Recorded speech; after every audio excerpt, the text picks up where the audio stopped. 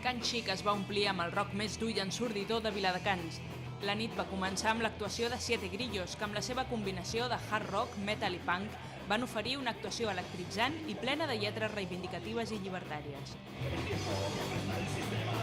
Després de Siete Grillos, el Caso Urquijo va fer saltar els assistents amb la vessant més destructora del metal, el grindcore. La banda va ser una pionera d'aquest gènere a Espanya a finals dels anys 80. El Caso Urquijo presentava el disc del seu retrobament, El Retorno, amb 30 temes nous després de 13 anys de silenci.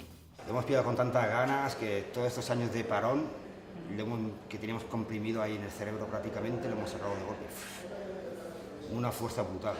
L'ús trepidant dels instruments i la veu trencada del vocalista van fer vibrar les instal·lacions de Can Xic.